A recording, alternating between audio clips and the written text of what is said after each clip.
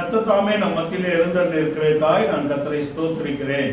இந்த காலை வேளையிலும் தேவன் நம் மத்தியிலே பெரிய காரியங்கள் செய்யும்படியாக இந்த புதிய வருடத்தின் முதலாம் மாதத்தை முதலாம் ஞாயிற்றுக்கிழமை தேவன் காண செய்த அவருடைய கிருபைகளுக்காய் நான் அவரை ஸ்தோத்திரிக்கிறேன். ஏசாயா தீர்க்க தரிசன புஸ்தகம் 43ஆம் அதிகாரம் 1ஆம் வசனத்தை வாசிக்க கேட்போம். ஏசாயா தீர்க்க தரிசன புஸ்தகம் 43ஆம் அதிகாரம் 1ஆம் வசனம். இப்போதும் யாக்கோபே உன்னை சிருஷ்டித்தவரும் இஸ்ரவேலே உன்னை உருவாக்கினவருமாகிய கர்த்தர் சொல்லுகிறதாவது, பயப்படாதே, உன்னை மீட்டுக் கொண்டேன், உன்னை பேர் சொல்லி அழைத்தேன், நீ என்னுடையவன்.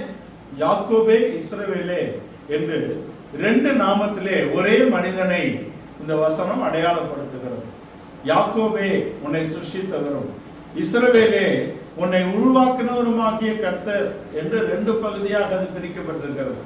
யாக்கோபு என்ற இடத்திலே அவன் மாம்சீகமான ஒரு மனிதன், அவன் தேவனால் சிருஷ்டிக்கப்பட்ட ஒரு மனிதன், முன்குறிக்கப்பட்டவன் என்றாலும் அது அவனுடைய மாம்சீகத்தின் பக்கத்தை காண்பிக்கிறதாக இருக்கிறது. அவனுடைய எழுத்துக்குரிய பகுதிகளை அது காண்பிப்பதாக இருக்கிறது. யாக்கோபு என்ற இடத்திலே அந்த மனிதனுடைய எழுத்துக்குரிய பக்கங்களும் எழுத்துக்குரிய ஆசீர்வாதங்களும் அவனுடைய தன்மைகளும் அங்கே காண்பிக்கப்படுகிற அடையாளப்படுத்தப்படுகிறது. ஆனால் இஸ்ரவேலே என்ற இடத்திலே அவனுடைய ஆவிக்குரிய தன்மைகள், அவன் அபிஷேகம் பண்ணப்பட்டு தேவனால் நடத்தப்படக்கூடிய இடத்திலே அவனுடைய ஆவிக்குரிய தன்மைகளை அது காண்பிக்கக்கூடியதாக இருக்கிறது. ஆதியாகமம் 49ஆம் அதிகாரத்தின் முதல் வசனத்தை நாம் வாசிக்க கேட்போம். ஆதியாகமம் 49ஆம் அதிகாரத்தின் முதல் வசனம். யாக்கோபு தன் குமாரரை அழைத்து, நீங்கள் கூடி வாருங்கள், கடைசி நாட்களில் உங்களுக்கு நேரிடும் காரியங்களை அறிவிப்பேன். யாக்கோபு தன் குமாரரை அழைத்து, நீங்கள் கூடி வாருங்கள், கடைசி நாட்கள் உங்களுக்கு சம்பவிக்க போகிறவைகளை நான் அறிவிப்பேன் என்று சொல்லி அடுத்த வசனம் 2ஆம் வசனம். யாக்கோபின் குமாரரே, கூடி வந்து கேளுங்கள், உங்கள் தகப்பனாகிய இஸ்ரவேலுக்கு செவி கொடுங்கள். இஸ்ரவேலுக்கு செவி கொடுங்கள், அதான் விஷயம். யாக்கோபின் குமாரரே, கூடி வாருங்கள், கடைசி நாட்கள் உங்களுக்கு நடக்க போகிற சம்பவங்களை யார் சொல்லுவா? இஸ்ரவேல் தான் அதை அறிவித்து உங்களை ஆசீர்வதிப்பார். ஆசீர்வதிக்கக்கூடிய இடத்துல இஸ்ரவேல் தான் ஆசீர்வதிக்கப்படும். யாக்கோபு என்பவன் இந்த 12 பேருக்கு எழுத்தின்படியான தகப்பன். ஆனால் இஸ்ரவேல் என்ற இடத்திலே அவன் ஒரு ஆவிக்குரிய சந்ததியை அவன் ஆசீர்வதிக்கக்கூடிய இடத்துல இருக்கிறான். நாம் எழுத்தின்படி இங்கே தகப்பன்மார் இருக்கிறோம், எழுத்தின்படி இங்கே பிதாக்கள் இருக்கிறார்கள். ஆனால் அதை குறித்து வேதம் மேன்மை பாராட்டுகிறவில்லை. ஆவிக்குரிய தலைமைத்துவத்தையும் ஆவிக்குரிய பிதாக்களையும் தான் அது முன்வைக்கிறது என்ற இடத்துல இருக்கிறது. இந்த யாக்கோபின் குமாரர் என்ற இடத்துல இங்க நீங்க யாக்கோபுடைய வீட்டுல பார்த்தா தாயும் தகப்பனும் ஒரே சரீரம் என்ற அறிவு யாக்கோபுக்கு இருந்தது போல மூத்த மகனுக்கு இல்லை. மூத்தவன் ஒருவனை பற்றி கொண்டு ஒருவரை அங்கே அசட்டை பண்ணக்கூடிய இடத்துல இருக்கிறான். ஏசா எங்கும் அவன் தாயோடு வந்து உறவாடினதாக இல்லை. இன்றைக்கும் அநேகர் அங்கே எழுத்தின்படியாகட்டும் ஆவிக்குரிய ரீதியிலாகட்டும் பெற்றோர்களில் ஒருவரை மேன்மை பாராட்டுகிறதும் ஒருவரை அவலட்சணமாக பேசுகிறதுமான காரியம் இருக்கிறது. ஆனா அவன் யார் என்றால் தேவனுடைய திட்டத்தை குறித்தும் தேவனுடைய அழைப்பை குறித்தும் அறியாத ஒருவன் தான் ஒருவரை பற்றி கொண்டு இருக்கக்கூடியவன். நம்முடைய எழுத்தின்படியான தாயும் தகப்பனாகட்டும், நம்முடைய ஆவிக்குரிய தாயும் தகப்பனாகட்டும், அவர்கள் ஒரே சரீரம் ஒரே ஆள் என்ற இடத்திலே தேவன் இருக்கிறார். தேவன் அவர் ஒரே கணக்குல தான் வச்சிருக்கிறார். அது நம்முடைய ஆவிக்குரிய தாயும் நம்முடைய ஆவிக்குரிய தகப்பனும் ஒரே ஆள் தான் என்பதை நாம் அறிய வேண்டும். நம்முடைய ஆவிக்குரிய தாயை மேலே தூக்கி பேசுவதும் நம்ம ஆவிக்குரிய தகப்பனை தரக்குறைவாக பேசுவதும் யார் பேசுவா என்றால் தேவனுடைய திட்டத்தை குறித்த சித்தத்தை குறித்த அறிவில்லாதவன் தான் அதை பேசுவான் என்பதாக இருக்கிறது. அதை நாம் தெரிந்து கொள்ள வேண்டும். தேவ திட்டத்தை குறித்த அறிவுள்ளவர்கள் எப்படி இருப்பார்கள் என்றால், அவர் முதலாவது மனிதனை பூமியின் மண்ணினாலே சிருஷ்டித்தார், அவனை ஆணும் பெண்ணுமாக சிருஷ்டித்தார். அப்படின்னா என்ன? ஒரே ஆள் தான் அங்க பிசிக்கலா பிரசன்ட், ஆனா 2 பேர் அங்க ஸ்பிரிச்சுவலா பிரசன்ட். அப்போ நீ தாயை பேசினாலும் தகப்பனை பேசினாலும் ஒண்ணுதான் என்பதை அறிந்து கொள்ள வேண்டும். தலைமைத்துவத்தை எதிர்த்து பேசக்கூடியவன், தலைமைத்துவத்தை தலைகுறைவாக பேசக்கூடியவர்கள் தேவனுடைய அறிவற்றவர்கள், தேவனுடைய திட்டத்துக்கு புறம்பானவர்கள். தேவனுடைய திட்டத்தை அறிந்தவர்களாக அதை பேசினால் அவர்கள் துணிகரமானவர்கள் என்பதை நாம் தெரிந்து கொள்ள வேண்டும். ஜனத்துக்கு உண்மை தெரியாது, ஜனத்துக்கு தலைமை சொல்வதுதான் தெரியும். அப்படிங்கிற இடத்துல இவன் ஜனத்தை சிதறடிக்கக்கூடிய ஒருவனாக இருக்கிறான் என்பதை நாம் தெரிந்து கொள்ளலாம். ஏசா அங்கே தாயை மதிக்கவில்லை. தகப்பனிடத்தில் எப்படியாவது ஆசீர்வாதத்தை வாங்கிக் கொள்ளலாம் என்று நினைத்தாலும் கூட அவனால் அதை பெற்றுக்கொள்ள முடியாது. ஏனென்றால் அவன் சேஷ்டபுத்திர பாகத்தை அற்பமாக எண்ணினான் என்பதாக இருக்கிறது. சேஷ்டபுத்திர பாகத்தை அற்பமாக எண்ணக்கூடியவர்கள் அந்த ஆசீர்வாதம் என்ற இடத்துக்கு, தகப்பனுடைய ஆசீர்வாதம் என்ற இடத்துக்கு வர முடியாது. சேஷ்டபுத்திர பாகம் என்றால் என்ன அப்படின்னா, சேஷ்டபுத்திர பாகம் என்பது அது ஆசீர்வாதம் மாத்திரமல்ல, அது உத்தரவாதம். சேஷ்டபுத்திர பாகம் என்பது உத்தரவாதம். மூத்தவன் தகப்பனாக வளர்ந்து வர வேண்டும். மூத்தவன் தகப்பனாக வராதபடிக்கு தரம் கெட்டவனாக போனால் அவன் மூத்தவன் என்ற இடத்துக்கு வர முடியாது என்பது வேத அடிப்படை சட்டம் இல்லையா? அப்ப இளையவனை அந்த இடத்துக்கு கொண்டு வரக்கூடிய சட்டங்களை தேவன் கொண்டு வருகிறார். யாக்கோபு முதலாவது பிறந்தவன் என்ற இடத்துக்கு கொண்டு வரப்படுகிறதுக்கு காரணம் என்ன? முதல் பிறந்தவனாக நடந்து கொள்ளவில்லை, தரங்கெட்டு போனான் என்ற இடத்தில் தான் இரண்டாவது மகனை தேவன் சேஷ்டபுத்திர ஆசீர்வாதத்துக்கு கொண்டு வருகிறார். காயினுடைய வாழ்க்கையிலே தான் நடந்தது. காயின் தெய்வீக திட்டத்தையும் தெய்வீக காரியங்களையும் தேவ அன்பையும் தேவனை குறித்த அறிவையும் அடையாதபடிக்கு, தேவ அறிவில்லை அதனால்தான் அவன் உலறு திரிகிறான். தேவ அறிவில்லை அதனால்தான் அவன் தரங்கட்டு நடக்கிறான். அவன் எப்படியோ அப்படி அவன் எண்ணம், அவனுடைய இருதயம் எப்படியோ அப்படிதான் அவனும் இருக்கிறான் என்று சொல்லப்பட்டிருக்கிறது. நீங்க அங்க நீதிமொழிகள் 23ஆம் அதிகாரம் 7ஆம் வசனம் வாசிங்களே. நீதிமொழிகள் 23ஆம் அதிகாரம் 7ஆம் வசனம். அவன் இருதயத்தின் நினைவு எப்படியோ அப்படியே அவன் இருக்கிறான். அவன் இருதயத்தின் நினைவு எப்படியோ அப்படியே அவன் இருக்கிறான். அவனுடைய இருதயம் பொல்லாததாக இருந்தால் அவன் பொல்லாதவைகளை பேசுவான். அவன் இருதயம் நல்லதாக இருந்தால் அவன் நன்மையானதை பேசுவான். அவன் இருதயம் முழுவதும் குறுக்கும் முள்ளும் முளைத்திருந்தால் அவன் உளறல் வண்டியாகவே சுத்துவான். அவன் உபதேசம் வராது, உளறி கொண்டு திரிவான், பழையவைகளை எடுத்து பேசுவான், மற்றவர்களை தாறுமாறாக பேசுவதற்கு அந்த வழிவிடத்தை அவன் உபயோகிப்பான். பிதாக்கள் என்று புலம்புவான், பிதாக்களை குறித்த அறிவற்றவனாகவே இருப்பான் என்பது அவனுடைய தலையெழுத்து. தலையெழுத்துனா என்னடா பாஸ்டர் தலையெழுத்துன்னு சொல்றாருன்னா, நீங்க மற்றவர்கள் பிரஜாதிகள் எண்ணுகிறது போல தலையெழுத்து என்பது கடவுள் எழுதித்தாருன்னு நினைக்காதீங்க. அது எத்தன்மையுடையதோ அத்தன்மையுள்ளதாகவே இருக்கிறது என்பதுதான் அதை நான் அப்படி சொன்னேன். அது எத்தகைய தன்மையுள்ளதாக இருக்கிறதோ அத்தகைய தன்மையுள்ளதாகவே இருந்ததுதான் அதனுடைய எழுத்து என்று நான் சொல்லுகிறேன். நல்ல நேரத்தில் நீங்கள் கெட்டவைகளை அங்கே முளைப்பிக்க அங்க ஏது இல்லை. நல்ல நிலம் என்பது நல்ல விதை விடும்போது நல்ல விளைச்சலை தரக்கூடிய இடத்துல இருக்கும். ஆனால் நன்மை செய்தாலும் நன்மைக்கு பதிலாக தீமை செய்ததாக சொல்லக்கூடியவன் அவன் தீமையிலேயே பிறந்து தீமையிலேயே வளர்ந்தவன் என்பதாக இருக்கிறது. நம்மிடத்தில் நன்மை பெற்றிருக்கிறான், ஆனால் நாம் தீமை செய்தோம் என்று சொல்லக்கூடியவன் எப்படிப்பட்டவன்? அவன் இருதயம் திருக்குள்ளதும், அவன் இருதயம் கபடு உள்ளது, அவன் இருதயம் அப்படிதான். எனக்கு தெரிஞ்ச ஒரு பாஸ்டர் இந்துவா இருந்து ரட்சிக்கப்பட்டு வந்துட்டார். இந்துவா இருக்கும்போது சாமி ஆடி குறி சொல்லக்கூடியவர். பாஸ்டரா வந்தும் குறி சொல்லியே சுத்துறாருன்னா பாருங்களேன். பாஸ்டரா வந்த பின்பும் அவன் குறி சொல்லி பிழைக்கக்கூடிய இடத்துல இருந்தானா அவன் போர்டு தான் பாஸ்டர், உள்ள இன்னும் குறி சொல்ற ஆவிதான் இருக்கு. இதை வைத்து ஜனங்களை மிரட்டி கீழ்ப்படுத்தி வைத்திருக்கிறான். அவன் பார்க்கும்போது அந்த 10 குடும்பமும் அவன்கிட்ட பாசமா இருக்கும். அவன் படி தாண்டிட்டானா அந்த 10 குடும்பம் அவனை காரி துப்போம். இப்படி ஒரு வாழ்க்கை வாழ்வதை விட 4 பன்றிகளை வாங்கி மேய்க்கலாம். ஒரு மேய்ப்பனுக்கு 4 ஆடுதான் இருக்கு ஒரு ஊர்ல. அவன் 4 ஆடுகளை வைத்து மேய்ப்ப ஊழியம் பார்க்கிறான். 4 ஆடுதான் இருக்கு, ஆனா அவன் யாரு? மேய்ப்பன். 4 ஆடு இருந்தாலும் அவன் பேர் என்ன? மேய்ப்பன். ஒரே ஆடுதான் இருக்கு, அவன் பேர் என்ன? மேய்ப்பன். அந்த ஊர்ல சவரன் செய்யக்கூடிய அம்பட்டன் ஒருத்தர் தான். இந்த 4 ஆடு குட்டி போடுறத பார்த்து இந்த அம்பட்டனுக்கு ஒரு ஆசை.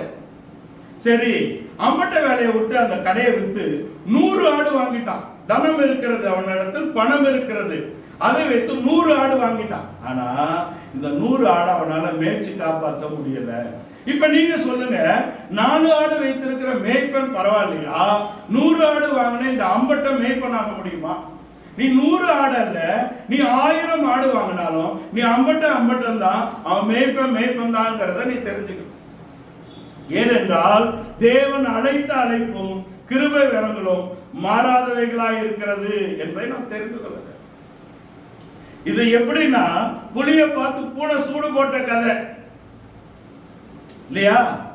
புலியை பார்த்து பூனை சூடு போடக்கூடாது.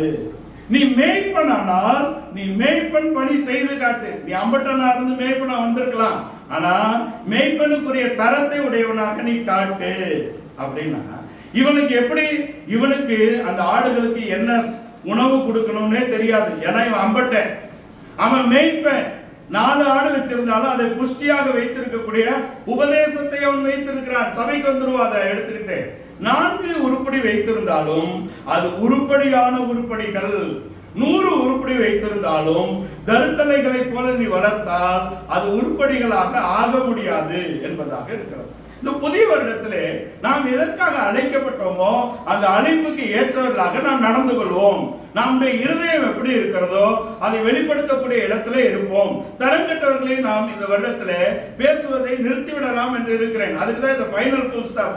தரங்கட்ட நீ அம்பட்டன் தான், நீ மேய்ப்பனாக்க முடியாது. நீ ஊரா போட்ட சாப்பாடை தான் எடுத்து உன் ஆடுக்கு போட முடியும். அந்த நீ கொடுக்கிறியே அந்த தீவனம் அந்த வீட்டுக்கும் உனக்கும் சம்பந்தமே இல்லை. தெருவில் போகக்கூடிய ஒருவன் அந்த பண்ணை வீட்டை உனக்கு காண்பித்திருப்பான். அங்கிருந்து உணவெடுத்துதான் நீ உன் ஆடுகளுக்கு கொடுக்கிறாய் என்பதை நன்றாய் அறிந்து கொள். ஒரு நாளும் உன் வாயில் உபதேசம் வராது, இது சத்தியம். ஒரு நாளும் உன் வாயில் உபதேசம் வராது, இது சத்தியம். நீ உளறல் உருண்டை என்று நான் சொல்லுகிறேன். நீ உளறல் உருண்டையாகவே காலத்தை கழிப்பாய். இப்ப விஷயத்துக்கு வருவோம். அங்க ஆதாமுக்கு பிறந்தாலும் காயினுக்கு ஆதாமை குறித்த அறிவும் இல்லை, ஆதாமின் தேவனை குறித்த அறிவும் இல்லை. நாம் தேவனை அறிய வேண்டும் என்றால் நம்மை நடத்தி சியோனை காண்பித்தவனை அறிந்திருக்க வேண்டும். நம்மை சியோனை காண்பித்த பிதாவையும் அந்த பிதாவின் தேவனையும் அறிந்திருக்க வேண்டும். அதான் விஷயம். ஈசாக்குக்கு அவர் யார்? ஆபிரகாமின் தேவன். யாக்கோபுக்கு அவர் யார்? ஈசாக்கின் பயபக்திக்குரியவர். இஸ்ரவேலுக்கு அவர் யார்? இஸ்ரவேலின் ஜெயபலமானவர். உன்னை அப்போஸ்தல உபதேசத்துக்கு கொண்டு வந்த உன்னுடைய தேவன் தான் உன் தேவனாக இருக்க வேண்டும். அது இல்லாதபடிக்கு நீ அங்குமிங்கும் சுற்றி திரிந்தால் நீ ஒரு உளறல் உருண்டையாக மாறிவிடுவாய். உட்வாயில் சத்தியம் வராது என்பதாக இருக்கிறது. ஏனென்றால் எல்லாவற்றையும் ஒரு ஒழுங்கும் கிரமமுமாக தேவன் வைத்திருக்கிறார் இல்லையா? யாக்கோபு வீட்டிலே 1000 பிரச்சனை இருக்கும். ஆனா சீகேம் ஊர்க்கார அதுல வந்து தலையிடக்கூடாது. தலையிட்டால் எல்லாரும் வெட்டப்பட்டு போவார்கள் என்பதாக இருக்கிறது. சீகேம் வந்து யாக்கோபு வீட்டுக்குள்ள நுழைஞ்சு அங்க பொண்ணை தூக்கலாம், உபதேசம் வாங்கலாம் அப்படின்னு நினைச்சா ஒரு நாள் நீ வெட்டப்படுவது நிச்சயம். ஏனென்றால் உன் பிரச்சனைக்கு வந்தவனே அங்கீகரிக்கப்படாதவன் என்பதாக இருக்கிறது. அவன் பிறப்பிலே யாக்கோபின் குடும்பத்துல இருக்கலாம், பிறந்திருக்கலாம் யாக்கோபு வீட்டுல, ஆனா யாக்கோபுக்கும் அவனுக்கு சம்பந்தம் இல்லை என்பது சிமியோனின் கதையாக இருக்கிறது. யாக்கோபு வீட்டுல முந்தி பிறந்த ரூபன் ஆகட்டும், அவனும் யாக்கோபுக்கு பிள்ளை இல்லை என்ற கணக்கிலேயே இருக்கிறார்.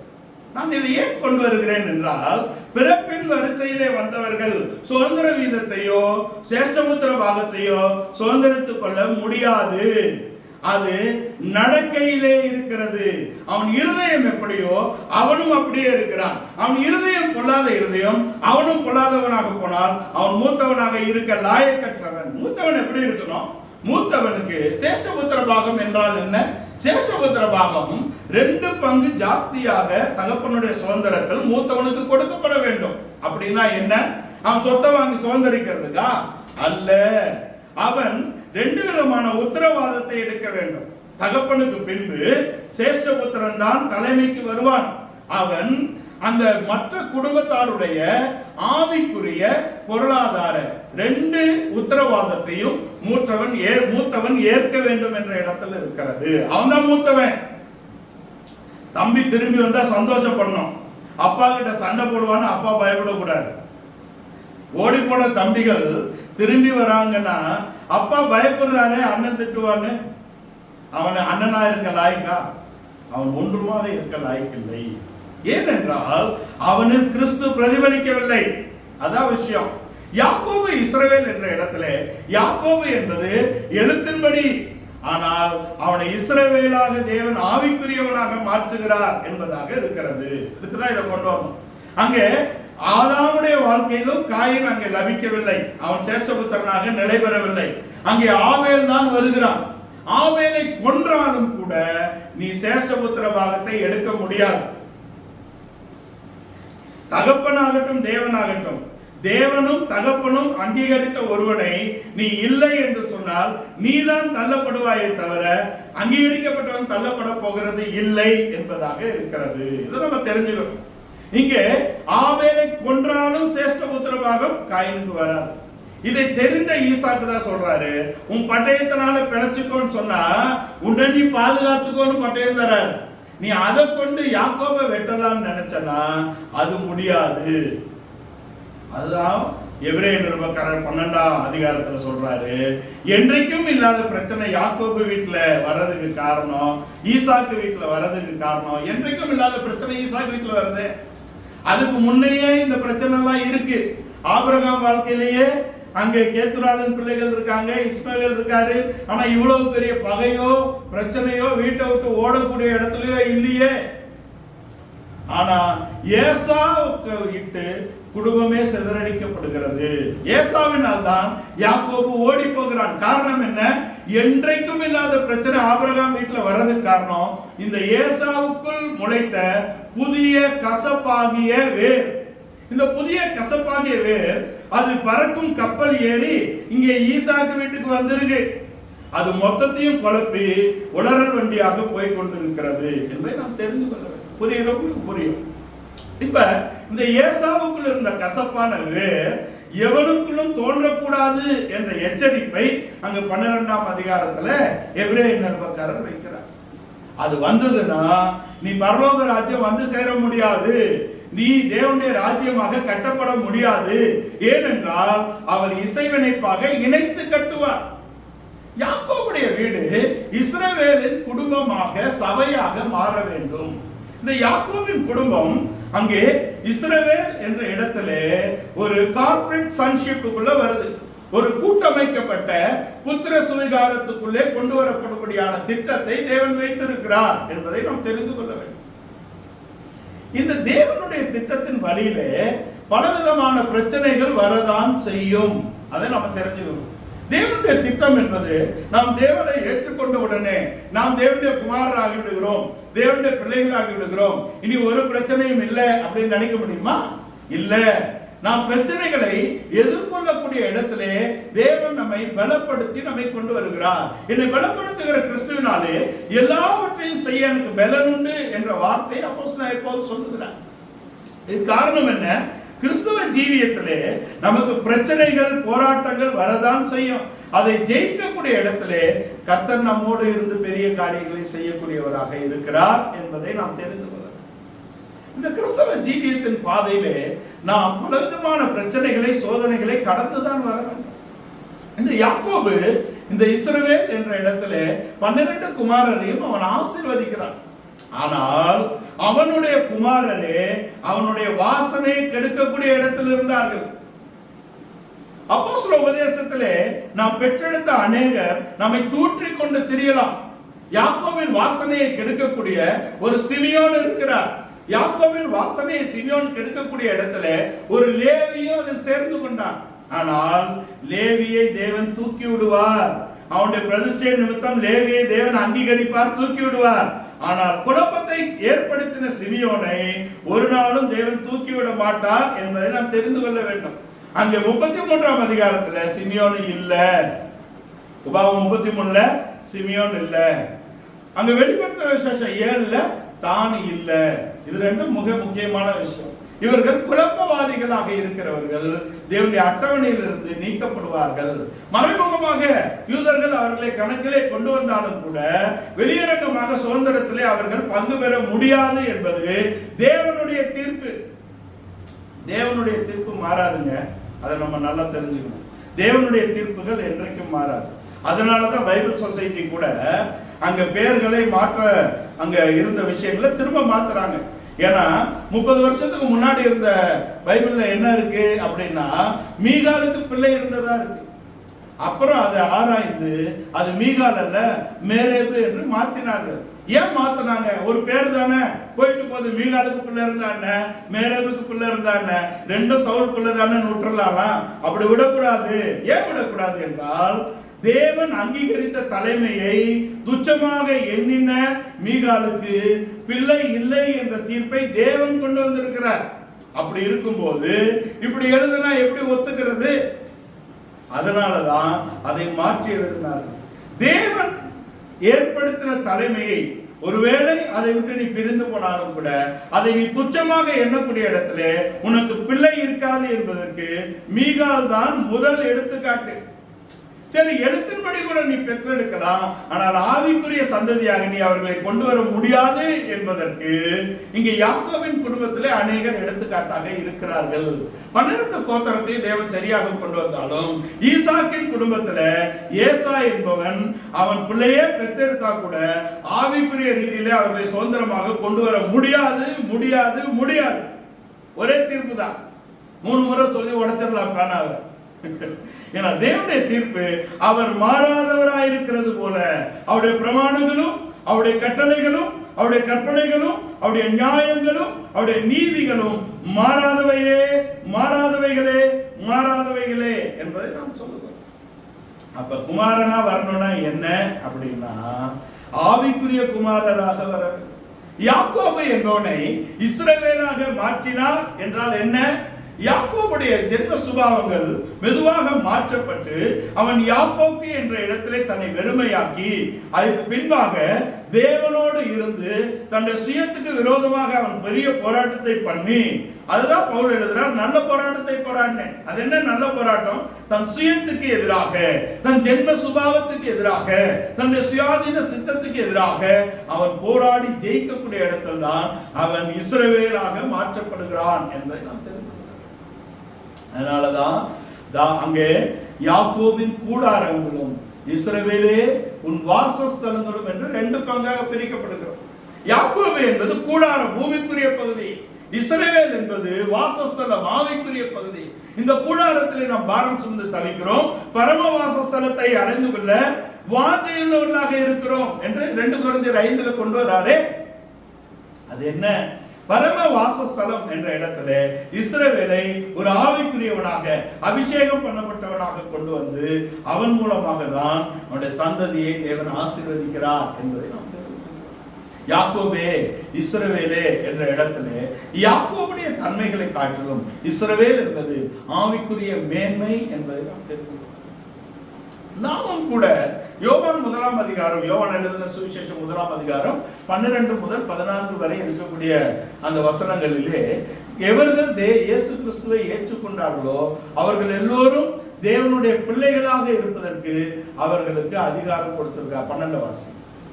அவருடைய நாமத்தின் மேல் விசுவாசம் உள்ளவர்கள், அவருடைய நாமத்தின் மேல் விசுவாசம் உள்ளவர்களால் அவரை ஏற்றுக்கொண்டவர்கள் எத்தனை பேர், அவரை ஏற்றுக்கொண்டவர்கள் எத்தனை பேர்களோ அத்தனை பேர்களும் தேவனுடைய பிள்ளைகள் ஆகும்படி அவர்களுக்கு அதிகாரம் கொடுத்தார். இது யாருக்கு கொடுத்திருக்காரு? அவரை ஏற்றுக்கொண்டவர்கள் எத்தனை பேர்களோ அத்தனை பேர்களும் பிள்ளைகள் தான். சரியா? ஆனா யாத்ராகமம் 4ஆம் அதிகாரம் 22-23 இஸ்ரவேல் என் குமாரன், இஸ்ரவேல் என் சேஷ்டபுத்திரன், பிள்ளைகள் என்று கொண்டு வரவில்லை. யாக்கோபின் குமாரரை என் குமாரன், என் சேஷ்டபுத்திரன் என்று தேவன் கொண்டு வருகிறார். எத்தனை பேர்கள் தேவனை ஏற்றுக்கொண்டார்களோ அத்தனை பேர்களும் தேவனுடைய பிள்ளைகள், சில்ட்ரன்ஸ் ஆஃப் காட். ஆனா சன்ஸ் என்ற இடத்துக்கு வரணும், குமாரர் என்ற இடத்துக்கு வர வேண்டும். குமாரன் என்ற இடத்துக்கு வருகிறது மாத்திரமல்ல, சேஷ்டபுத்திரர் என்ற இடத்துக்கு வர வேண்டும்.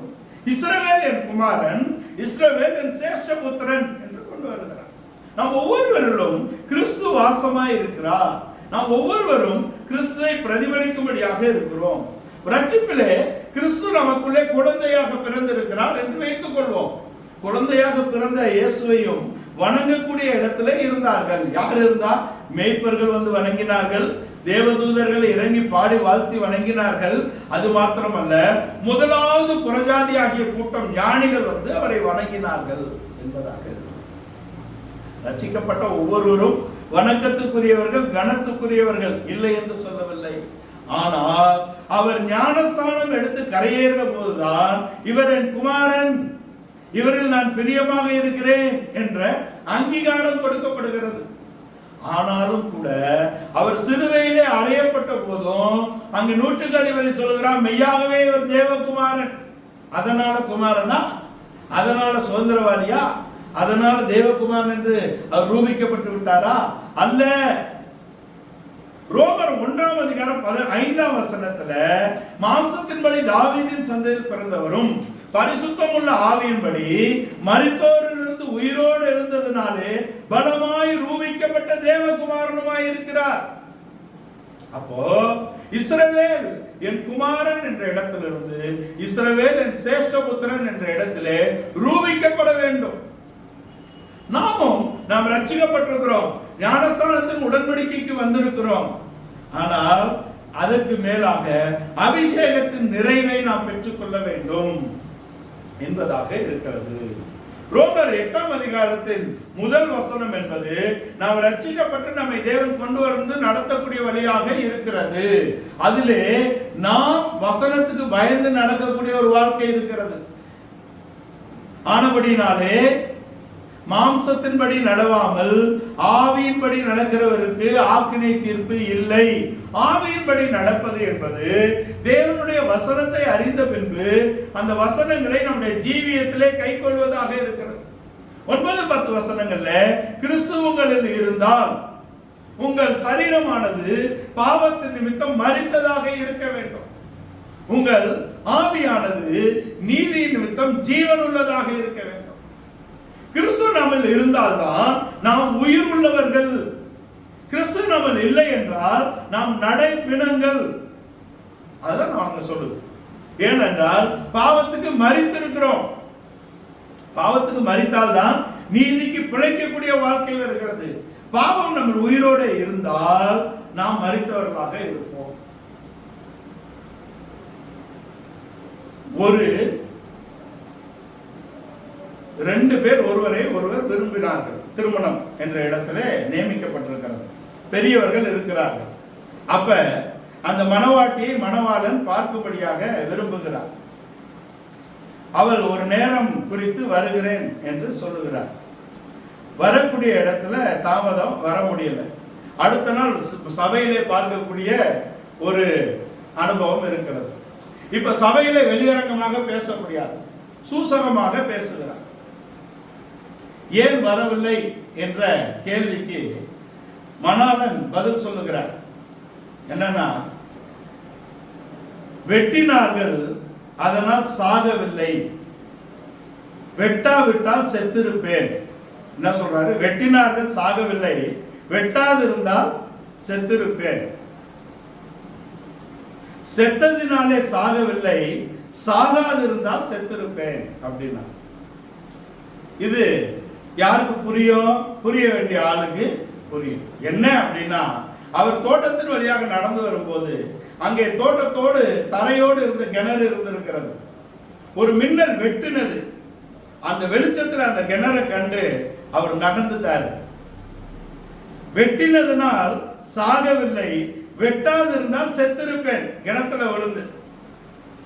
அங்கிருந்து நவுந்து புதர் வழியா வரும் பொழுது, அந்த தோட்டத்தின் வழியாக வரும் பொழுது காலில் ஏதோ மளமளப்பாக படுகிறது.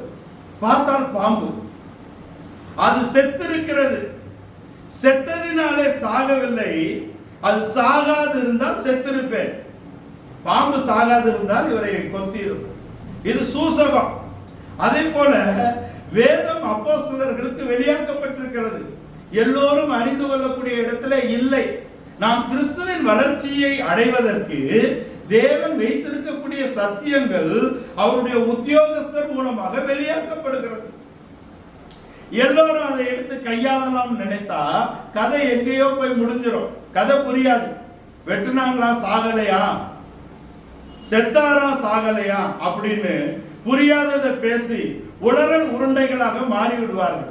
அப்ப ஆவிக்குரியவைகளை நாம் ஆவிக்குரியவைகளோட சம்பந்தப்படுத்தி பேசக்கூடிய இடத்துல ஆவிக்குரியவன் தான் அதை புரிந்து கொள்வான். ஆவிக்கு இல்லாதவன் அதை கேட்டால் கோபப்பட்டு பழைய குப்பையெல்லாம் கிளறி குப்பை உலகம் தூசி உலகம் என்று உளறி கொண்டிருப்பான். அதுக்கு நம்ம இடம் இல்லை. குமாரர் என்றால் ஆவிக்குரிய ரீதியிலே வர வேண்டும். நாம் ஏற்றுக்கொண்டவர்கள் அத்தனை பேரும் குழந்தைகள், சில்ட்ரன்ஸ் என்ற இடத்துல வந்திருக்கோம். இப்பொழுது நாம் குமாரராக வளர்ந்தால்தான் இந்த சூசமங்கள் புரியும், இல்லாட்டி புரியாது. அது புரிந்து நாம் வளர்ந்தால்தான் சேஷ்ட புத்திரர் என்ற இடத்துக்கு வர முடியும்.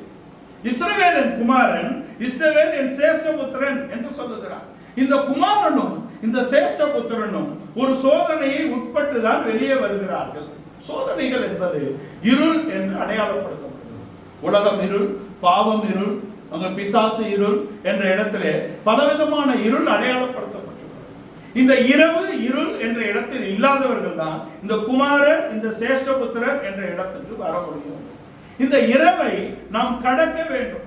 தேவனுடைய குமாரராகிய இஸ்ரவேல் புத்திரர்கள் அங்கே எகிப்திலிருந்து விடுதலையாக்கப்படும்படியான வசனங்கள் தான் சொல்லப்பட்டிருக்கிறது. அவங்க எப்ப விடுதலையாக்கப்பட்டார்கள்? இரவுதான் அவர்கள் விடுதலையாக்கப்பட்ட இடம். இரவிலே அவர்களுடைய பஸ்கா அவர்களுக்காக அடிக்கப்பட்டு அங்கே சங்கார தூதனால் அவர்கள் வெட்டப்படாதபடிக்கு கோசேனிலே அவர்கள் காக்கப்பட்டுதான் அங்கே மோசேயின் மூலமாக வழிநடத்தப்படுகிறார்கள். எகிப்திலே ஒரு இரவு, எகிப்திலே ஒரு இரவு, அதில் பஸ்காவினால் தான் நாம் விடுதலையாக்கப்பட முடியும். எகிப்து என்ற உலகத்தின் இருளில் இருந்து நாம் இயேசு கிறிஸ்துவினால் தான் விடுதலையாக்கப்படுகிறோம். யாக்கோபுடைய வாழ்க்கையிலும் நாம் ஏற்கனவே பார்த்தபடி யோசேப்பு பிறந்தவுடனே அவன் லாபானுடைய வீட்டிலிருந்து விடுதலையாக்கப்பட்டான் என்பதை நாம் அறிந்திருக்கிறோம். இந்த இரவை ஜெயிக்கக்கூடிய இடத்திலே நம்முடைய பஸ்காவாகிய கிறிஸ்துவின் ரத்தத்தினாலே நாம் பாவத்திலிருந்தும் ரோகத்திலிருந்தும் சாபத்திலிருந்தும் விடுதலையாக்கப்பட்டிருக்கிறோம். இது முதல் இரவு. அங்க இரண்டாவது, அங்க புதிய ஏற்பாட்டில் பார்த்தா ரா காலத்திலே அங்கே பவுலும் சீலாவும் சிறைச்சாலையிலே தேவனை துதித்து பாடி விடுதலையை பெற்றார்கள். பூமி அதிர்ச்சி வந்தது, சிறைச்சாலைக்காரன் பதறுகிறான். ஆனால் அங்கே ஜீவ சேதம் ஏற்படாதபடிக்கு அங்கே அவனுடைய ஜீவனையும் கூட காக்கக்கூடிய இடத்திலே தேவபுத்திரராக அவர்கள் தங்களில் இருந்த கிறிஸ்துவை வெளிப்படுத்தினார். நம்ம கிறிஸ்து இருந்தால்தான் நாம் இரவில் இருந்து விடுதலையாக்கப்பட முடியும். அங்கே இருளில் இருக்கக்கூடியவர்களை, மரணத்துக்கு நியமிக்கப்பட்டவர்களை நாம் விடுதலையாக்கக்கூடிய இடத்திலே இருக்க முடியும். அங்கே ரூத்துடைய வாழ்க்கையிலே ஒரு இரவு அங்கே எதிர்படுகிறது. அங்கே அப்போஸ்தலன் என்ற இடத்தில் தான் அவர் விடுதலையை பெறுகிறார். அந்த நகோமி எல்லாவற்றையும் இழந்த தேவனுடைய ஊழியக்காரனுக்கு நிழலாட்டமாக வைக்கப்பட்டிருக்கிறார் என்பதை நாம் தெரிந்து கொள்ள. அந்த நகோமியுடைய வாக்கின்படிதான் அங்கே தன்னுடைய நேசருடைய பாதத்திலே அவள் இருளிலே இருந்து, இரவிலே இருந்து ஒரு ஆசீர்வாதத்தை பெற்றுக் கொண்டார். யாரும் அறியாதபடிக்கு அந்த இருளுக்குள்ளே அகப்பட்ட ரூத்துடைய வாழ்க்கையில, நீ விடுவதற்கு முன்பாக நான் சொன்னபடி நீ போ, நான் உனக்கு ஒரு விடுதலை தருகிறேன், ஒரு ஆசீர்வாதத்தை தருகிறேன் என்று அவள் மடியை பிரிக்க சொல்லி 6 படி அவன் அளந்து போடுகிறான். 6 என்பது ஒரு நிறைவான கம்ப்ளீஷன், ஒரு நிறைவேறுதலாக இருக்கிறது. தேவன் 6 நாள் எல்லாவற்றையும் சிருஷ்டித்து அவருடைய சிருஷ்டிப்பிலே அவர் ஓய்ந்திருந்தார். அவருக்கு என்ன ஓய்வு அப்படின்னா, he rested on his creations. அவர் தன்னுடைய சிருஷ்டிப்பிலே மகிழ்ந்து அவர் அதில் இளைப்பாறினார் என்பதாக இருக்கிறது. நம்முடைய இரவிலே நம்முடைய பஸ்காவை நாம் நோக்கி பார்த்து ஆயத்தம் உள்ளவர்களாக புசித்து எகிப்திலிருந்து விடுதலையாக்கப்பட வேண்டும். நம்முடைய இரவு இருள் சோதனையிலே நாம் தேவனை புகழ்ந்து பாடி அங்கே அப்போஸ்தலனாகிய பவுலும் சீலாவும் இருந்தது போல நாம் விடுதலை பெற வேண்டும். இல்லாவிட்டால் நம்முடைய இரவிலே நம்முடைய நேசருடைய பாதத்தில் அமர்ந்து அந்த விடுதலையை நாம் பெற்றுள்ளோம். அதுதான் நாம் இரவிலிருந்து விடுதலை பெறக்கூடிய பக்கம். இரவிலே ஒரு பிரச்சனை வந்தாலும் நாம் தேவகுமாரனிடத்தில் போய் அதை சொல்லி சமாதானத்தின் தேவனிடத்தில் சொல்லி நாம் விடுதலை பெற்றிருக்கிறோம். ஒரு இரவிலே ஒரு பிரச்சனை, 2 வேசிகள் தங்களுடைய குமாரனை குறித்த பிரச்சனையில ஒருவனை வெட்டி ஒருவன் மட்டும் மீதி. இப்ப எங்க வரணும்? சமாதானத்தின் கர்த்தர் என்ற இடத்துக்கு வரணும். நீங்கள் உங்கள் பிரச்சனைகளை சமாதானத்தின் தேவனிடத்தில் அறிக்கை செய்ய வேண்டும் என்று பிலிப்பியர் 4ஆம் அதிகாரம் 7-8 வசனங்களில் சொல்லப்பட்டிருக்கிறது. நீங்கள் சமாதானத்தின் தேவனிடத்தில் சொல்லும் போது எல்லா புத்திக்கும் மேலான தேவ சமாதானம் உங்கள் இருதயங்களையும் உங்கள் மனதையும் கிறிஸ்து இயேசுவுக்குள்ளாக பாதுகாக்கும். அப்பதான் உண்மை உள்ளவைகள் எவைகளோ, ஒழுக்கம் உள்ளவைகள் எவைகளோ, நீதி உள்ளவைகள் எவைகளோ, அன்புள்ளவைகள் எவைகளோ, கற்புள்ளவைகள் எவைகளோ, புண்ணியம் எதுவோ, புகழ் எதுவோ, இவைகளையே சிந்தித்துக் கொண்டிருங்கள். அந்த சிந்தை வரணும்னா சமாதானம் வரணும். இந்த சமாதானம் வரணும்னா சமாதானத்தின் குமாரன் இடத்தில் போக வேண்டும்.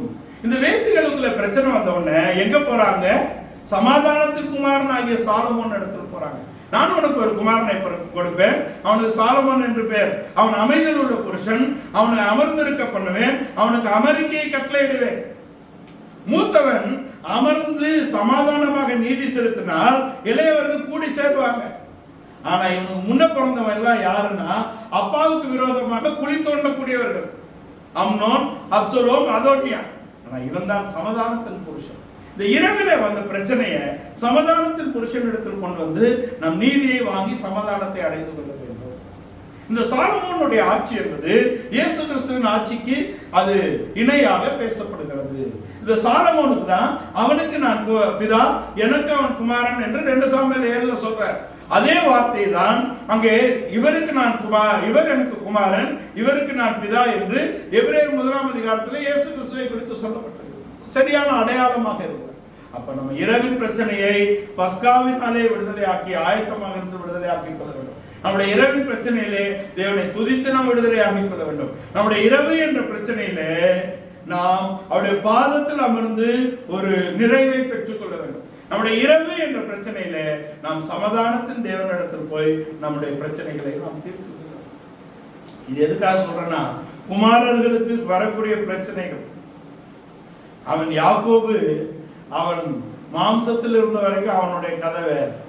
அவன் ஆவிக்குரியவனாக ஒப்பு கொடுக்கும் பொழுது அவன் சத்துருக்களை கூட தேவனை காண்கிறே போல காண்கிறேன் என்று தன்னுடைய அண்ணனை சொல்லக்கூடிய இடத்துல இருக்கு. ஆனா அதுக்கப்புறம் பிரச்சனைகளை பார்த்தீங்கன்னா அவன் தலை தூக்க முடியல. தரம் கெட்டவர்கள் எல்லாம் அவனை ஏறி பேசக்கூடிய இடத்துல அவனுடைய வாழ்க்கை அமைந்தாலும் கூட அவன் கர்த்தருக்குள் தன்னை பலப்படுத்திக் கொண்டுதான் அதை எல்லாம் ஜெயிக்கக்கூடிய இடத்துல இருக்கிறான் என்பது அவனுடைய வாழ்க்கை. இந்த சோதனைகள் மாத்திரமல்ல, இந்த சோதனைகளிலே நாம் யாராக இருக்கிறோம் என்பதை நாம் வெளிப்படுத்த வேண்டும் என்பதாக இருக்கிறது. நாம் யாராக இருக்கிறோம்? யோவான் 1ஆம் அதிகாரம் 12 முதல் 14 வசனங்களை சொன்னது போல நாம் இன்னும் குழந்தைகளாக இருந்தால் கூச்சல், சண்டை, சச்சரவெல்லாம் நடக்குவாங்க. அல்ல, நாம் குமாரராக வளர வேண்டும். குமாரராக வளர்கிறது மாத்திரமல்ல, நாம் சேஷ்ட புத்திரர் என்ற இடத்துக்கு வரணும். We are not only sons, we are firstborn sons of God. We are not only sons of God, we are firstborn sons of God என்பதை நாம் வெளிப்படுத்த வேண்டும். நாம் தேவனுடைய சேஷ்ட புத்திரர் என்பதை வெளிப்படுத்த வேண்டும். நம்மில் உள்ள கிறிஸ்து வளர்ந்து வெளிப்பட வேண்டியதாக இருக்கிறது. கிறிஸ்து உங்களில் உருவாகும் அளவும் நான் பிரசவ வேதனைப்படுகிறேன் என்று அப்போஸ்தலர் சொல்கிறாரு. எதுக்கு சொல்றாரு? கிறிஸ்து உங்களில் உருவாக வேண்டும். விசுவாசத்தினாலே கிறிஸ்து உங்களில் வாசமாய் இருக்கிறார். கலாத்தியருக்கு எழுதின நிருபம் 3ஆம் அதிகாரம் 26ஆம் வசனம். கலாத்தியர் 3ஆம் அதிகாரம் 26. நீங்கள் எல்லாரும் கிறிஸ்து இயேசுவை பற்றும் விசுவாசத்தினால் தேவனுடைய புத்திரராய் இருக்கிறீர்களே. நீங்கள் எல்லோரும் கிறிஸ்து இயேசுவை பற்றும் விசுவாசத்தினாலே தேவனுடைய புத்திரராய் இருக்கிறீர்கள். விசுவாசத்தினாலே நாம் தேவனுடைய புத்திரராய் இருக்கிறோம் என்றால் புத்திரர் எங்க வரணும்? வெளிப்படுத்த வேண்டும். தங்களை வெளிப்படுத்த வேண்டிய இடத்துல இருக்கணும். நம்மை வெளிப்படுத்த வேண்டும் என்றால் என்ன செய்ய வேண்டும் அப்படின்னா, நம்முடைய கிரியைகள் நம்முடைய விசுவாசத்தை என்ன என்று காண்பிக்கக்கூடியவைகளாக இருக்கிறது. நம்முடைய கிரியைகள் நாம் யார் என்பதை காண்பிக்கிறதாக இருக்கிறது. ஆனால் நம்முடைய கிரியைகள் நாம் எங்கே போகிறோம் என்பதை வெளிப்படுத்தக்கூடியதாக இருக்கிறது. திரும்ப சொல்றேன், நம்முடைய விசுவாசம் நம்முடைய கிரியையினாலே வெளிப்படுத்தப்படுகிறது. நம்முடைய கிரியைகள் நாம் யார் என்பதையும் நாம் எங்கே போகிறோம் என்பதையும் வெளிப்படுத்துகிறதாக இருக்கிறது. Who are you is your identity. நீங்கள் யார் என்பது உங்களுடைய அடையாளம். ஆனால் நீங்கள் என்ன வெளிப்படுத்துகிறீர்கள் என்பது நீங்கள் யார் என்பதையும் நீங்கள் எங்கே போகிறீர்கள் என்பதையும் வெளிப்படுத்துகிறதாக இருக்கிறது என்பதை நாம் தெரிந்து கொள்ளலாம். நாம் யார் என்றால் நாம் தேவனுடைய குமாரராக இருக்கிறோம். இயேசு கிறிஸ்துவின் உடன் சுதந்திரராகவும் இயேசு கிறிஸ்துவின் சகோதரராகவும் இருக்கிறோம். ரோமருக்கு எழுதின நிருபம் 8ஆம் அதிகாரத்தின் 29ஆம் வசனத்திலே அவர் மூத்த சகோதரராகவும் நாம் எல்லோரும் அவருடைய உடன் சுதந்திர சகோதரர் என்ற இடத்திலே இருக்கிறோம். வாசி 29. தம்முடைய குமாரன் அநேக சகோதரருக்குள்ளே முதற்பேரானவராய் இருக்கும் பொருட்டு அநேக சகோதரருக்குள்ளே இன் அமாங்கன்னு போட்டிருக்கு ஆங்கிலத்துல. இன்னுன்னு போட்டா இன்னும் சரியாக இருக்கும். அமாங் தானே போட்டிருக்கு. Among all brother 8:29.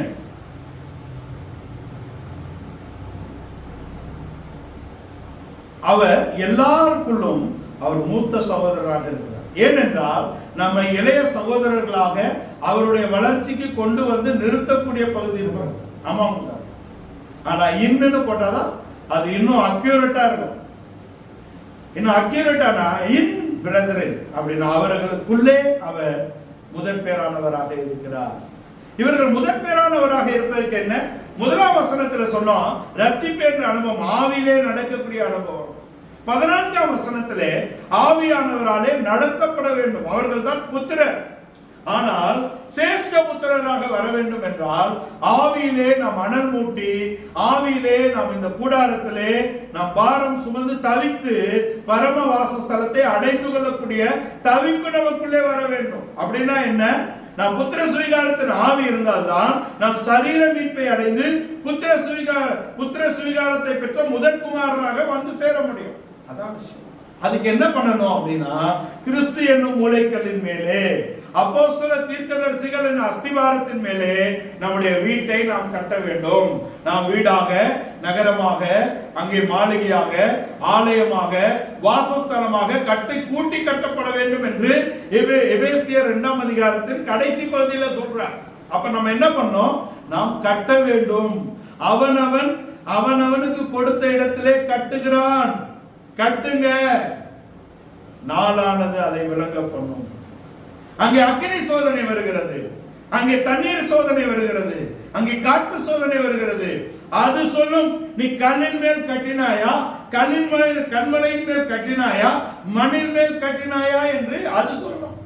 முதலாவது சோதனை என்ன அப்படின்னா ஒருவன் என் மேல் கட்டுகிறவனாய் இருந்தால் அவன் கண்மலையின் மேல் வீட்டை கட்டுகிறவனுக்கு ஒப்பாய் இருக்கிறான் என்று சொல்லி முதல் சோதனை என்ன சோதனை?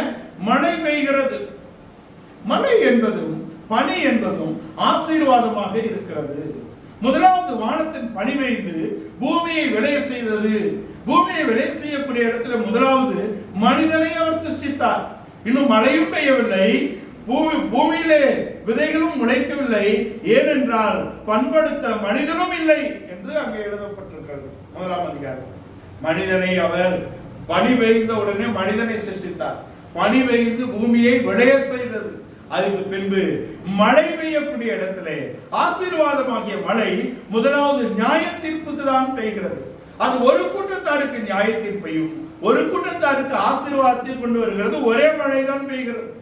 மழை என்பது தேவனுடைய ஆசீர்வாதமாக இருக்கிறது. என்னாகும் 11ஆம் அதிகாரத்திலும் அங்கே உபாகமம் 32ஆம்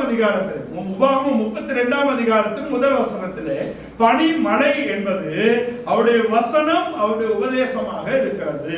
வாசிங்க. வானங்களே செவி கொடுங்கள், நான் பேசுவேன். பூமியே என் வாய்மொழிகளை கேட்பாயாக. மழையானது இளம்பயிரின் மேல் பொழிவது போல என் உபதேசம் பொழியும். மழை பெய்வது போல என் உபதேசம் பொழியும். பனித்துளிகள் புல்லின் மேல் இறங்குவது போல என் வசனம் இறங்கும். அப்ப முதல் சோதனை என்ன அப்படின்னா உபதேசத்தின் நிறைவு, வசனத்தின் நிறைவு, ஆசீர்வாதத்தின் நிறைவு. கிறிஸ்தியன் மூலைக்கலின் மேலே அப்போஸ்தல தீர்க்கதரிசிகளின் அஸ்திவாரத்தின் மேலே நாம் எல்லோரும் கட்டுகிறோம். முதல் சோதனை என்ன? You will be blessed. you will be prospered. வந்த உடனே என்ன பண்ணுவோம்? இந்த ஆசீர்வாதத்தின் நிறைவாகிய சோதனை வந்தவுடனே அநேக குமாரர் தங்களுடைய உக்கிரானத்தை சரியாக செய்யாதபடிக்கு திருடராய் போய்விடுகிறார்கள். They are not showing up their stewardship. When they are blessed, they forgot themselves, they are stewards. They become masters. அவர்கள் எஜமானர்களாய் விடுகிறார்கள், அவர்கள் பிதாக்களாய் விடுகிறார்கள், அவர்கள் தங்கள் உக்கிரான ஊழியத்தை மறந்து உண்மையற்றவர்களாய் போய்விடுகிறார்கள். இதை ஆசீர்வாதத்தினாலே தேவன் சோதிக்கிறார். அவர்களை கொடுத்து சோதிப்பார், ஜனத்தை கொடுத்து சோதிப்பார், தனத்தை கொடுத்து சோதிப்பார், ஆசீர்வாதத்தை கொடுத்து சோதிப்பார், வரங்களை கொடுத்து சோதிப்பார். நீ யாரை மகிமைப்படுத்துகிறாய்? நீ யாரை அடையாளப்படுத்துகிறாய்? நீ யாரை அடையாளப்படுத்த வேண்டும்? ஆபிரகாமின் குமாரனாகிய ஈசாக்கு ஆபிரகாமை அடையாளப்படுத்தினான். ஆபிரகாமின் தேவனை அவன் தொழுது கொண்டான். ஈசாக்கின் குமாரனாகிய யாக்கோபு ஈசாக்கின் பயபக்திக்குரியவருக்கு கனத்தை கொடுக்கிறார். தேவனும் வேண்டும், நம்முடைய ஆவிக்குரிய தலைமையும் வேண்டும். இவர்கள் இல்லாதபடிக்கு நீ அவரை அடைய முடியாது என்ற இடத்துல இருக்கிறது. இதுக்கு ஆதாரமாக எபிரேயர் 11:14 அவர்கள் தான் உனக்கு உத்தரவாதம். உனக்கு சியோனை காண்பித்தவன் தான் உன்னை சியோனுக்கு கொண்டு போக உத்தரவாதி. அது இல்லாதபடிக்கு நீ ஓடி திரிந்து சேரலாம் என்றால் எல்லாவற்றையும் சரியாக வைத்திருக்கிறார் தேவன். இந்த மலையாகிய அபிஷேகம் வரும்போது குமாரர்கள் மமதை கொண்டு தங்களை குமாரர் என்ற இடத்திலிருந்து பிதாக்களாக உயர்த்தி கொள்ளுகிறார்கள். அதுதான் அவருடைய விழுகைக்கு காரணம்.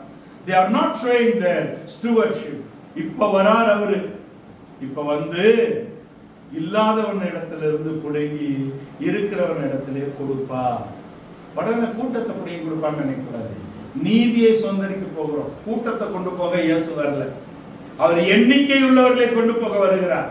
எண்ணிக்கை உள்ளவர்களுக்கு தான் அவருடைய அப்போஸ்தலன் பிரசங்கிக்கிறார். நான் எண்ணிக்கை உள்ளவர்களுக்கே விவரித்து காண்பித்தேன். அதில் எண்ணமில்லாத வாழ்க்கைப்பட தரமில்லாத 2 பேர் உள்ள வந்திருப்பான். அவன் தூங்கி விழுவான். அவனை நம்ம தான் எழுப்பணும். அவனுக்கு வேதமே படிக்க தெரியாது. நம்ம எங்க வேதம் உட்கார்ந்தாலும் கூட வசனத்தை படிக்கிறதுக்கு எழுத்து கூட்டுறதுக்கு வந்துடுவான். ஆனால் அவனை தேவன் ஆசீர்வதிக்கும் போது இந்த நன்மையை நினைக்க மாட்டான். தன்னை தகப்பனாக உயர்த்தி விடுவான். இது அவன் எப்படியோ, அவன் இருதயம் எப்படியோ அவனும் அப்படியே இருக்கிறான். பேய் கதை தான் தெரியும், குறி சொல்லதான் தெரியும், உபதேசம் தெரியாது, உணர்வாயர்கள். அதுக்கு நம்ம வரல. நாம் குமாரனை வெளிப்படுத்த வந்திருக்கிறோம். குமாரனை வெளிப்படுத்த வேண்டும் என்றால் அவருடைய வார்த்தையும் அவருடைய உபதேசத்தையும் வெளிப்படுத்த வேண்டும். இன்னைக்கு வார்த்தை உபதேசம் எங்க இருக்கு? அவர் சொன்னார் அந்த லிங்க போய் பாருங்க, இவர் சொன்னார் இந்த லிங்க போய் பாருங்க. You feed your children, then you become your father. You feed your children, then you are father. நீ உன் குடும்பத்தை, நீ உன் சபையை போசி, அப்பதான் நீ தகப்பே. கண்ட இடத்துல தேடி வாசின்னு போடல, நீ போசின்னு போட்டிருக்கு. காத்திருந்து போசி, அன்றைக்கு நீ பேசு, இல்லாதபடி பேசணும். நாம் குமாரனை வெளிப்படுத்த வேண்டும். நம்முடைய சோதனைகளிலே, நம்முடைய ஆசீர்வாதத்தின் தருணங்களிலே நாம் சோதனைக்குள்ளாக போகும்போது, நாம் இருள் என்ற இடத்துக்கு போகும்போது நாம் வெளிப்படுகிறோமா? நம்ம உள்ள குமாரனை வெளிப்படுத்துகிறோமா? குமாரன் நம்ம வளர வேண்டும். குமாரனை நாம் வெளிப்படுத்த வேண்டும். அதுதான் வந்து அவர் சொல்றாரு. அங்கே கலாத்தியர் 1:7 வாசிங்க. கலாத்தியர் 1:6-7 வாசிங்க. கலாத்தியர் 1ஆம் அதிகாரம் 6-7 வசனங்கள். உங்களை கிறிஸ்துவின் கிருபையினாலே அழைத்தவரை நீங்கள் இவ்வளவு சீக்கிரமாய் விட்டு, உங்களை கிறிஸ்துவின் கிருபையினாலே அழைத்தவரை நீங்கள் இவ்வளவு சீக்கிரமாய் விட்டு வேறொரு சுவிசேஷத்துக்கு திரும்புகிறதை பற்றி நான் ஆச்சரியப்படுகிறேன். வேறொரு சுவிசேஷம் இல்லை. வேறொரு சுவிசேஷம் இல்லை. சிலர் உங்களை இல்ல 9:10 வாசிங்க. வேறொரு சுவிசேஷம் இல்லை. இந்த சுவிசேஷத்தை அப்போஸ்தலர்கள் தான் கலாத்து சபைக்கு கொண்டு வந்திருக்கிறாங்க. 9 வாசிங்க. முன் சொன்னது போல மறுபடியும் சொல்லுகிறேன், நீங்கள் ஏற்றுக்கொண்ட சுவிசேஷத்தை அல்லாமல் வேறொரு சுவிசேஷத்தை ஒருவன் உங்களுக்கு பிரசங்கித்தால் அவன் சபிக்கப்பட்டவனாய் இருக்க கடவன். இப்பொழுது சபிக்கப்பட்டவனாய் இருக்க. இது எதுனா, இது 2வது சோதனை. காற்று வந்து மோதும். காற்று வந்து மோதுவது என்பது பலவிதமான உபதேசங்களாகிய காற்றுகளினாலே நீங்கள் அடிபடாதபடிக்கு, நீங்கள் பலவிதமான உபதேசங்கள் உளறல்களை கேட்டால் உங்கள் விசுவாசமாகிய கப்பல் கரை போய் சேராது, எத்தனிக்கப்பட்ட இடத்துக்கு போகாது. அதனால சரியாக உலகாமல் உபதேசிக்கக்கூடியவர்களை நீங்கள் கேட்க வேண்டும். அப்போஸ்தல உபதேசம் இன்றைக்கு உலகத்திலே பரம்பி பலன் தருகிறது. கண்டதை கொண்டு வந்து இதுல இணைக்க முடியாது என்ற இடத்திலே இந்த காற்று சோதனையை நாம் ஜெயிக்க வேண்டும். அப்புறம் தண்ணீர் வந்து மோதி அடிக்கும் என்பது ஜனக்கூட்டம். ஒரு கூட்டம் வந்த உடனே அந்த கூட்டத்தை நீங்க இழுக்காம அந்த கூட்டம் உங்களை இழுத்து கொண்டு போயிடும். நீங்க ஒருமைப்பாட்டை குடும்பம் என்று பேசுகிறீர்களா? நீங்கள் ஒருவரை ஒருவர் காரி துப்பி கொண்டவர்கள், உங்களை நீங்களே ஒருவர் கடித்து பட்சித்தால் ஒன்றுமில்லாமல் போவீங்கன்னு சொல்றார் சபைக்கு பவுல். ஒருத்தர் பச்சிக்கிற ஆள் தானே, ஒருத்தர் குற்றம் சொன்ன ஆட்கள் தானே. இன்றைக்கு நீங்கள் ஒன்றாக குடும்பமாக இருக்கிறேன் என்று நடிக்க முடியுமா? அப்போஸ்தலர்கள் இடத்துல முடியாது. நீங்கள் ஆவியின் ஒருமைப்பாட்டை காத்துக்கொள்ள ஜாக்கிரதையாக இருங்கள். எச்சரிக்கை இந்த புதிய வருஷத்தில் நாம் ஆவியின் ஒருமைப்பாட்டை காத்துக்கொள்ள வேண்டும். நமக்குள்ளே பிறந்த அந்த நாம் பிள்ளைகள் என்ற இடத்திலிருந்து குமாரராக வளர வேண்டும். நாம் முதற் பிறந்த குமாரராக வர வேண்டும் என்றால் கிறிஸ்துவை நாம் பிரதிபலிக்க வேண்டும். இரவிலே, இருளிலே, மழையிலே, காற்றிலே, வெள்ளம் வந்து அடித்து மோதும் போது நாம் கிறிஸ்துவிலே நிலைத்திருந்து கிறிஸ்துவை வெளிப்படுத்த வேண்டும். இந்த புதிய வருடத்திலே நாம் யாக்கோபு என்ற இடத்திலிருந்து இஸ்ரவேல் என்ற வளர்ச்சிக்கு வரணும். ஆவிக்குரிய வளர்ச்சியை தான் நாம் முக்கியப்படுத்த. நம்முடைய ஜீவியத்திலே ஆவிக்குரிய வளர்ச்சி தான் மேன்மையானது. The growth in sonship. குமாரத்துவத்திலே நாம் வளர்வது என்பது குமாரன் நம்மில் வளர வேண்டும். குமாரத்துவத்தில் வளர்வது என்பது அவர் தலைமைன்றது, இவர் அப்பாங்க, அதல்ல. குமாரன் நமக்குள்ளே வளர வேண்டும். நம்முடைய ஆவிக்குரிய தலைமையோடு அப்படி சரியாக இருப்போம். சமமாக நடக்க மாட்டோம், சரியாக நடப்போம். சரியாக நடப்பதற்கும் சமமாக நடப்பதற்கும் வித்தியாசம் இருக்குது. தலைமை நம்மை சமமாக நடத்தும், ஆனா நாம் சமமாக நடக்கக்கூடாது. குருவை தொடரும் சீஷர்களும் குரு போல நடந்துடுவார் என்றால் அவருடைய பாத அடிச்சுவடுக்கு பின் நடக்க வேண்டும். சேர்ந்து நடக்கக்கூடாது, பின் நடக்க வேண்டும். அவர் சேர்த்து கொண்டு போவார். அவர் நம்மை நண்பர் என்று சொல்லுவார். நான் உங்களை சிநேகிதர் என்கிறேன் என்று சொல்லுவார். உண்மைதான், அந்த சிநேகம் அவருக்கு இருக்கிறது, உண்மைதான். ஆனால் நாம் எப்படி இருக்க வேண்டும்? நாம் அவரை பின்தொடரக்கூடியவர்களாக இருக்க வேண்டும். அதற்கு அவருடைய கண்களை நாம் பெற்றுக்கொள்ள வேண்டும். உன்னத பாட்டு 4ஆம் அதிகாரத்திலே அவர் 10,000 சிறந்தவர், அழகுள்ளவர். அவருடைய கண்கள் புறா கண்கள் என்றால் புறா கண்களை அழுது ஜெபிப்பதற்கு மாத்திரம் எடுத்துக்கொள்ளக்கூடாது. புறா கண்கள் என்பது நமக்கு ஆவிக்குரிய வெளிச்சம் இருக்க வேண்டும். பரிசுத்த ஆவியின் நடத்திப்பை நாம் சரியாக புரிந்து கொள்ள வேண்டும். தேவ திட்டம் நம்முடைய ஜீவியத்தில் என்ன என்பதை நாம் தெரிந்து புரிந்து நடக்கக்கூடிய ஒரு வாழ்க்கை வேண்டும். அதுதான் குமாரன். குமாரன் நம்ம வெளிப்பட வேண்டும். Who is the son? யார் குமாரன் என்றால் the one who takes instruction, the one who obeys, and one who has no will. யார் கட்டளைகளை ஏற்று நடக்கிறார்களோ, யார் அவருடைய சித்தத்தை செய்கிறார்களோ, யார் பிதாவின் சித்தம் தவிர ஒன்றும் இல்லை என்ற இடத்திலே தங்களை ஒப்பு கொடுக்கிறார்களோ அவர்கள் தான் குமாரர் என்பதாக இருக்கிறார். இஸ்ரவேலின் குமாரன், இஸ்ரவேலின் சேஷ்டபுத்திரன் என்றால் அங்க என்ன? என் குமாரனை விடுதலையாக்கு, என் சேஷ்டபுத்திரனை விடுதலையாக்கு. விடுதலையாக்காவிட்டால் உன் குமாரன், உன் சேஷ்டபுத்திரனை நான் கொல்லுவேன். அப்படின்னா என்ன? கிறிஸ்துவாகிய மூத்த குமாரன் உங்களை வெளிப்பட வேண்டும் என்றால் எகிப்தாகிய குமாரன் சாக வேண்டும். Your old should die, your flesh should die, your old man should die, your sin man should die.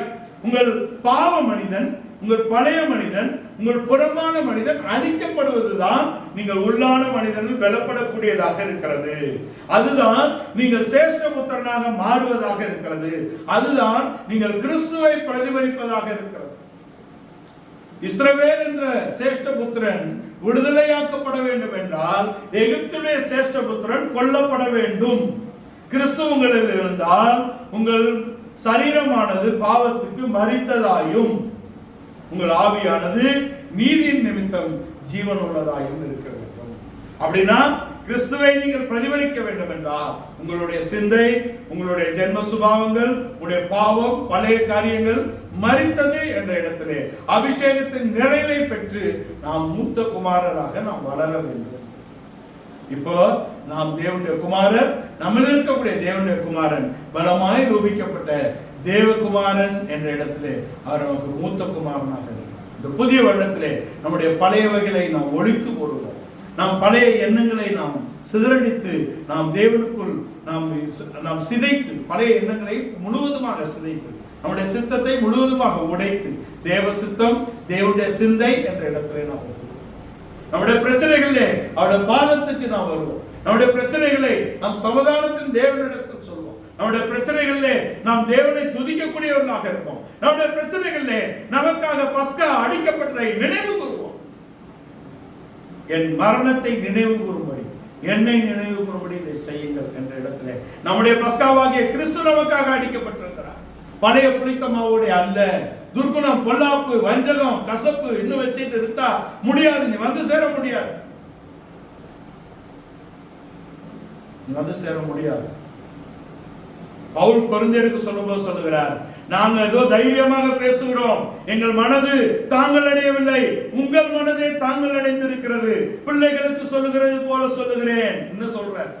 எங்கள் மனது தாங்கள் அடையவில்லை. நாங்கள் உங்களை அதிகமாய் அன்பு கூர்ந்து குறைவாக அன்பு கூறப்பட்டிருக்கிறோம். அதை பத்தி பிரச்சனை இல்லை.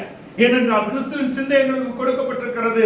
கிறிஸ்துவின் அன்பு எங்களை நெருக்கி ஏவுகிறது. எங்கள் மனது தாங்கள் அடையவில்லை, உங்கள் மனதே தாங்கள் அடைந்திருக்கிறது. சிறு பிள்ளைகளுக்கு சொல்கிறது போல சொல்லுகிறேன், நீங்கள் கிறிஸ்துவுக்குள் பூரிப்படையுங்கள், ஆவியிலே சந்தோஷமாய் கலிகூறுங்கள், எப்பொழுதும் அவரை ஸ்தோத்திரித்து அவரை துதியுங்கள், எல்லாவற்றுக்காகவும் எப்பொழுதும் ஸ்தோத்திரங்களை துதிகளை ஏறிடுங்கள் என்ற இடத்திலே இந்த புதிய வருடத்திலே நாம் அங்க எழுத்தின்படியான காரியங்களுக்கு முக்கியத்துவம் கொடுக்காதபடிக்கு, நம்முடைய பழைய ஜென்ம சுபாவங்களுக்கு நாம் முக்கியத்துவம் கொடுக்க, அவைகளை அழித்து நாம் ஆவிக்குரிய ரீதியிலே வளரக்கூடிய இடத்துல யாக்கோபு என்ற அவன் இஸ்ரவேலாக மாற்றப்பட்டுதான் அவனுடைய குமாரரை அவன் ஆசீர்வதித்தான். அதிலும் அவருடைய குமாரரில் அநேக அங்கே அவருடைய குமாரனாகிய சிமியோனுடைய வாழ்க்கையும் லேவியுடைய வாழ்க்கையும் அவனுக்கு வேதனை அளித்தாலும் கூட, லேவியை தூக்கி எடுத்தாலும் சிமியோனுடைய காரியங்களிலே மாற்றங்கள் வரவில்லை. அதான் பிரச்சனை. அவருடைய ஆயுதங்கள் கொடுமையின் கருவிகள். என் வாசனையை கெடுத்தார்கள், என் மேன்மையே, என் ஆத்மாவே அதோட சேராதே. எப்படி தகப்பனுடைய ஆத்மா சேரும்? எப்படி அவருடைய மேன்மை உனக்கு வரும்? அந்த லெகசி எல்லாம் நீ வாயில தான் வச்சுக்கணும். அந்த லெகசி எல்லாம் உன் சுபாவத்தில் இல்லை, உன் வாழ்க்கையில் இல்லை. Then don't talk about the legacy. You spoil the legacy of your father. Then talking about the legacy. மேன்மை, அவனுடைய மேன்மை, உன் தகப்பனுடைய மேன்மை உன்னை ஒரு நாளும் சேராது. அதான் உன் வாழ்க்கை. உன் சுபாவத்தில் இல்லையே. நீ யாக்கோபின் குமாரனாக வாழ்ந்து காமி. நீ யாக்கோபின் குமாரனாக வாழ்ந்தால் யூதாவோட பெஞ்சமின் இருக்கா. பெஞ்சமின் பீறுகிற ஓனாய் இன்றைக்கு பிரியமானவனாக மாறிவிட்டான். கரெக்டே. யூதாவோடு சேர்ந்தால்தான். இந்த பெஞ்சமின் என்பது யாக்கோபுடைய பலகீனம். அது இஸ்ரவேலாக மாறும்போது இருக்காது. ஆவிக்குரிய ரீதியில நீ குமாரனாக மேன்மை பாராட்ட முடியாது. முந்தி வந்திருக்கலாம், முந்தி பிறந்திருக்கலாம். ஆனால் உன்னில் தன்மை இருக்க வேண்டும். உன்னில் கிறிஸ்து வெளிப்பட வேண்டும். உன்னை காண்கிறவர்கள் கிறிஸ்துவை காண வேண்டும். உன்னை காண்கிறவர்கள் பிதாவை காண வேண்டும். உன்னில் தன்மைகள் இருக்க வேண்டும். இந்த புதிய வருடத்திலே நாம் அவருடைய பிள்ளைகள் என்ற இடத்திலிருந்து குமாரராக மாறுவோம். குமாரர் என்ற இடத்திலிருந்து சேஷ்டபுத்திரர் என்ற இடத்துக்கு நாம் வர வேண்டும். நாம் கிறிஸ்துவாகிய சேஷ்டபுத்திரனை நாம் வெளிப்படுத்தக்கூடிய இடத்துல இருக்க வேண்டும். அவர் மெல்கிசேதேக்கின் முறைமையின் மாறாத ஆசாரியராய் நமக்கு பரிந்து பேசுகிறார் என்ற இடத்திலே நாம் அவரை போல பரிந்து பேசக்கூடிய இடத்திலே, அவரை போல மற்றவர்களுக்காக பரிதவிக்கக்கூடிய இடத்திலே நாம் இருக்கிறோம். தாவீது யூதா கோத்திரத்திலே அதை முழுவதுமாக வெளிப்படுத்தி காண்பிக்கிறார். 2 சாமுவேல் முதல் பகுதியிலேயே அவன் சத்துருக்களுக்காக அழுது புலம்புகிறான். வெளியான சத்துரு என்று நீ இருந்தால் உன்னை வல்லமையினாலே அழிப்போம், நீ உள்ளான சத்ருவானதினாலே உன்னை அன்பினாலே சகிக்கிறோம் என்று சொல்லுகிறார். புறமான சத்துருக்களையும் உள்ளான சத்துருக்களையும் அவன் ஜெயித்த நாளிலே பாடின பாட்டு, என் பலனாகிய கர்த்தாவே உங்களை அன்பு கூறுவேன். சங்கீதம் 18. புறமான சத்துருக்களை வல்லமையினால் அழிக்கிறோம், உள்ளான சத்துருக்களை போனால் போகுது என்று விடுகிறோம் என்பது சகிப்பு. அவர் சகித்தார்.